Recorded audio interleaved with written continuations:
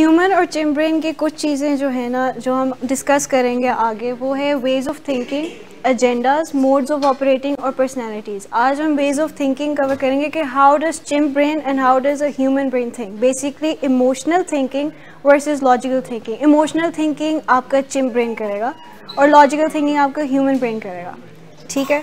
तो ये है ट्रेड्स ऑफ इमोशनल थिंकिंग के jumps to an opinion. Basically यहाँ इसमें आपके जितने भी प्रेजुडिसेस या प्री जजमेंट्स होती हैं वो भी आ जाती हैं। बेसिकली आपको जब कोई आपसे बात कर रहा है, आप एकदम से without looking at any facts या जो भी एविडेंस है रिएक्ट करते हो उस बात पर। अगले बंदे की फीलिंग्स आप नहीं करते। Things in black and white, either this और दैट, इन बिटवीन आप नहीं सोचते हो, ग्रे एरिया में आप नहीं सोचते हो। आपकी यानी कि थिंकिंग जो है ना, टू एक्सट्रीम्स पे डिवाइडेड होती है कि यहाँ तो ये ठीक है, यहाँ तो ये बिल्कुल गलत है। You are not open to different perceptions. Basically आप ये नहीं समझ पा रहे होते हो कि शायद इसमें और भी कोई चीज़ें वजूहात हो सकती हैं जो अगला बंदा इस तरह हमसे बात कर रहा है, ऐसे रिएक्ट कर रहा है। आप रीडिंग इन बिटवीन लाइन्स नहीं कर रहे होते हो। बेसिकली ये वहाँ से स्टेम करते हैं, जब छोटे बच्चे होते हैं तो उनकी इतनी अच्छी कॉग्निटिव एबिलिटीज़ इस तरह या थिंकिंग नहीं डेवलप हुई होती, तो उनका जो होता है थिंकिंग वो यही होती है कि ठीक है ये ओके है या ये ओके नहीं है। तो वो ब्लैक और वाइट सोच रहे होते हैं। हाँ, जो ह्यूमंस हैं वो ग्रे एरिया में भी सोच रहे होते हैं और वो मल्टीपल डिफरेंट स्टिमुलस भी देख रहे होते हैं।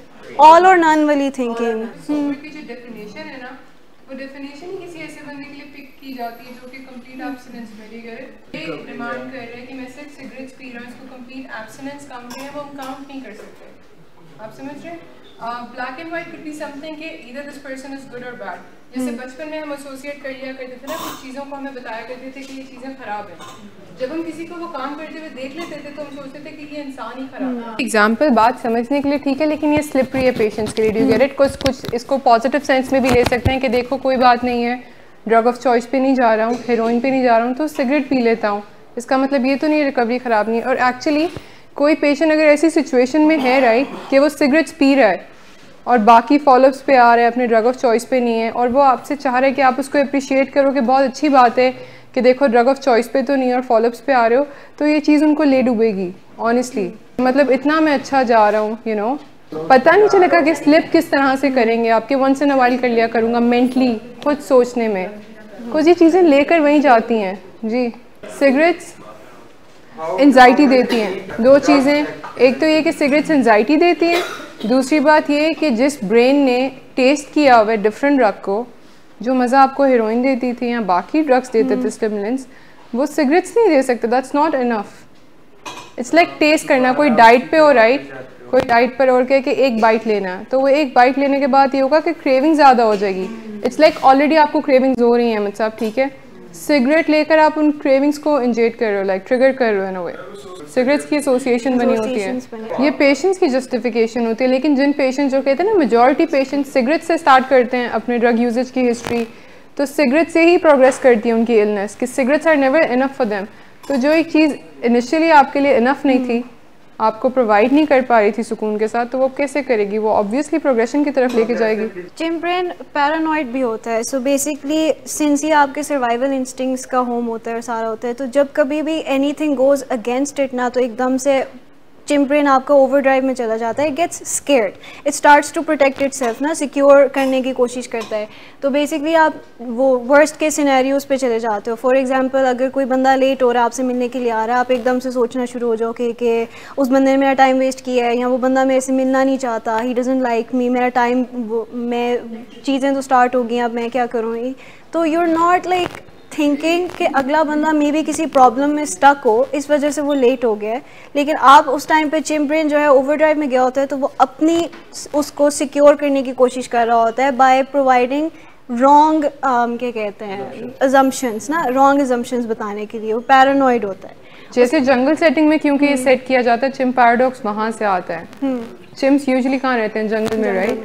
तो हमेशा केयरफुल होना पड़ता है चीज़ों के बारे में। जैसे इंसान ने एक चीज़ पिक कर ली थी कि इनिशियल टाइम्स में कोई भी चीज़ पॉइजनस जो होती थी उसका टेस्ट ख़राब होता था, तो इसलिए जब भी हम लोग ने ये चीज़ पिक की हुई है, किसी खाने वाले ऑब्जेक्ट का टेस्ट ख़राब हो तो हम परसीव कर लेते हैं ना कि खाना ख़राब हो गया हुआ है, हेल्प करता है हमें इस चीज़ के साथ। तो पैरानॉइड चिम ब्रेन हमारी हेल्प उन सिचुएशंस में करता है अगर हम किसी कॉम्पिटिटिव सिचुएशन में हैं। Do you get it? तो वी नो कि पीपल आर ऑब्जर्विंग अस, हम ऑब्जर्वेशन के अंदर हैं, या we are fighting for something else. But extreme पे चला जाए तो अगेंस्ट भी हो जाता है हमारे। हमेशा परसीव कर लेना लोगों के बारे में कि नेगेटिव ही सोचते हैं मेरे बारे में, या एनजाइटी रहना इस चीज़ की कि फ्यूचर में जो भी होगा ख़राब होगा। Do you get it? Anxiety का बेनिफिट भी है ना हमारी लाइफ में। एनजाइटी का बेनिफिट ये है कि हमें वेल प्रिपेयर्ड रखता है फ्यूचर के लिए। और अगर कोई बहुत ज़्यादा एनजाइटी में चला गया, तो वो काम करता ही नहीं है एनजाइटी की वजह से, क्योंकि I know I am gonna fail, तो दे वोंट इवन ट्राई। वो एक किस्म की सेल्फ फुलफिलिंग प्रोफेसी में चले जाते हैं ना, वो फिर बिहेवियर्स ही ऐसे करेंगे जिससे it would be like assured कि वो फेल ही करेंगे आगे जाके एग्ज़ाम में। वो पढ़ेंगे नहीं, वो इसी बात में बस रहेंगे कि मैं फ़ेल हो जाऊंगा, पढ़ने का फ़ायदा नहीं है, मैंने तो वैसे ही फ़ेल होना है। तो सेल्फ फुलफिलिंग प्रोफेसी भी आ जाती है। नेक्स्ट इसका कैटास्ट्रॉफिक वे ऑफ थिंकिंग भी होता है। सो वो पॉइजन वाली अगर बात लेते हैं, जैसे हम कुछ खाते हैं और हमें लगता है कि उसका टेस्ट ख़राब है, तो एकदम से हमारे ब्रेन में ये आता है कि अब तो बस मेरा पेट ख़राब होना है। पेट ख़राब होने के बाद I think I might have to go to a doctor, मुझे शायद ड्रिप लगे, दवाई लगे, सारा लगे। तो एकदम से ना कैटास्ट्रॉफी बना देते हैं। कैटास्ट्रॉफी यानी कि बहुत कोई बुरी चीज़ होने वाली है, कि बस दुनिया ख़त्म होने वाली है ना इस चीज़ पे। तो आपका चिम ब्रेन इस तरह सोचता है। वेयरएज़ जो आपका ह्यूमन ब्रेन होगा वो सोचेगा कि अच्छा इसका टेस्ट ख़राब है, लेकिन मैंने थोड़ा सा खाया है तो it might not affect that much, मेरी इम्यूनिटी इस तरीके से बिल्ड हुई है कि I won't get sick. But जो चिम ब्रेन है वो इमीडिएटली ये सोचेगा कि अब तो मैंने बीमार होना ही होना है। जैसे कोई पहली बार फेल हुआ है अपनी लाइफ में किसी सब्जेक्ट में, तो लगता है कि नहीं अब मुझसे नहीं हो पाएगा, पढ़ा नहीं जाएगा, पास नहीं करूँगा।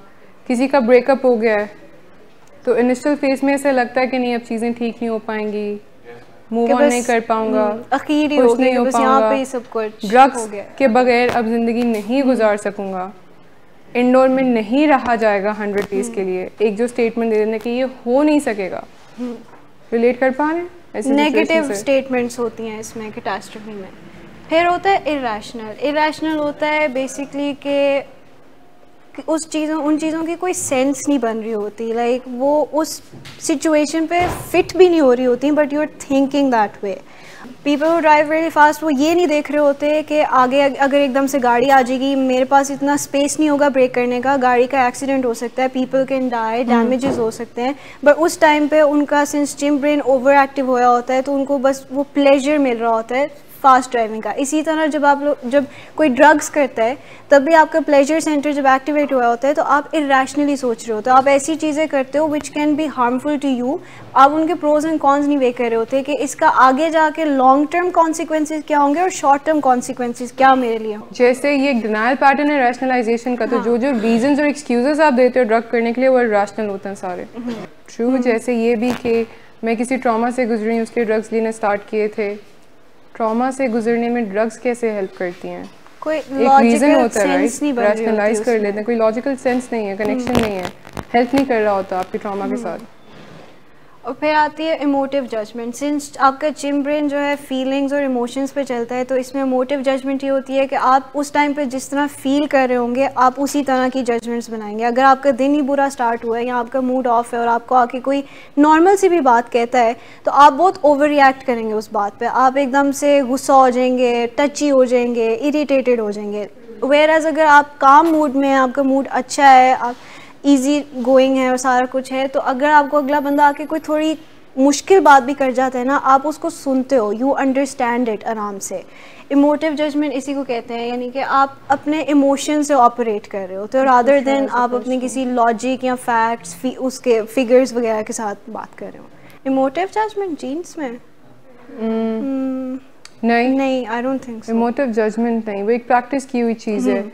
सोशलाइजेशन से आती है कि अगर इफ़ यू हैव सीन, आपने एसोसिएशन बनाई हुई है कि आज मेरा मूड ऑफ है तो इसलिए मैं इस तरह रिएक्ट कर रहा हूँ, वही रैशनलाइजेशन वाला भी जो आपका डिनायल पैटर्न है वो भी आता है, उससे भी आपकी इमोटिव जजमेंट आगे निकलती है। क्रेविंग्स पे कोई एक्ट आउट करे हमेशा कि क्रेविंग्स हो रही हैं, और क्योंकि पीछे सीखा होता है कि एवरी टाइम मुझे क्रेविंग हो रही है तो मैंने सिक्योर करना है ड्रग को, राइट?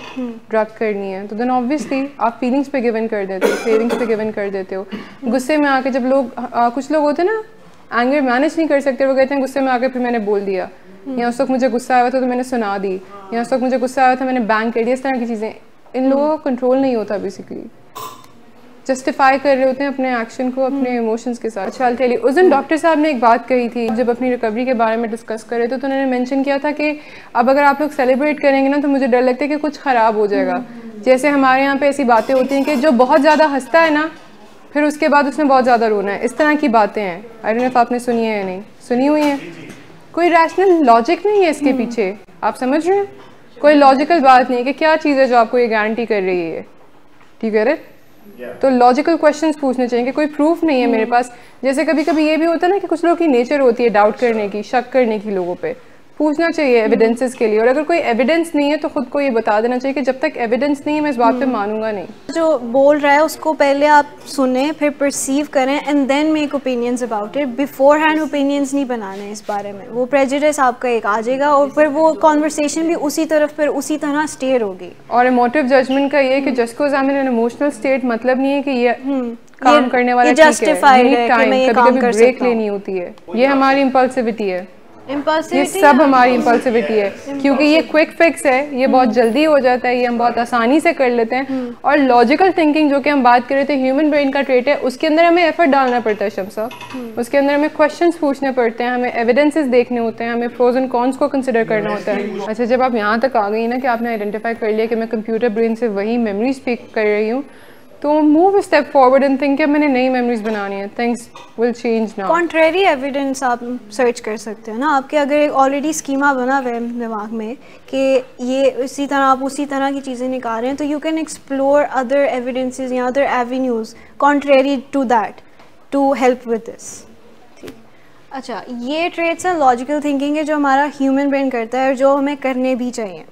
पहला है एविडेंस बेस। इसमें होता है कि आप जो भी कोई चीज़ हो रही है उसका पहले पूरा एविडेंस कलेक्ट करते हैं। यू लिसन आराम से, अगला बंदा जो बोल रहा है वही अगर हम लेते हैं एग्जांपल के, आपका फ्रेंड लेट हो गया है, आप एकदम से गुस्सा नहीं होंगे, आप वेट करेंगे, you will wait for the other person to explain themselves कि क्या हुआ था एंड देन आप उसके अकॉर्डिंग क्या करेंगे। अगर वो कहता है कि मेरा रास्ते में एक्सीडेंट हो गया था तो यू विल आस्क देम कि are you okay, are you hurt. अच्छा चलो ठीक है, एक्सीडेंट हो गया, हम चलो नेक्स्ट डे पे किसी और दिन हम प्लान कर लेते हैं, आज मिस हो गया। आप अगले बंदे को स्पेस देते हो टू टॉक, आप एकदम से अपना ही नहीं शुरू हो जाते। You wait for the other person to tell you कि what actually happened, you collect all the evidence, then you submit up and then you एक रिस्पॉन्स निकालते हैं।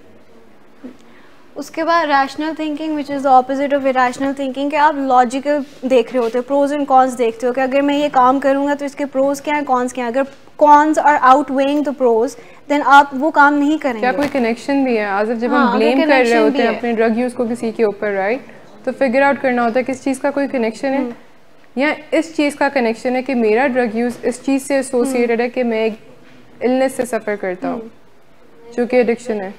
यही बता रहे हैं कि इसको रैशनल थिंकिंग में जब चेंज करना है तो फिर ये आइडेंटिफाई कर लेते हैं। In context and with perspective, इसका क्या मतलब होगा?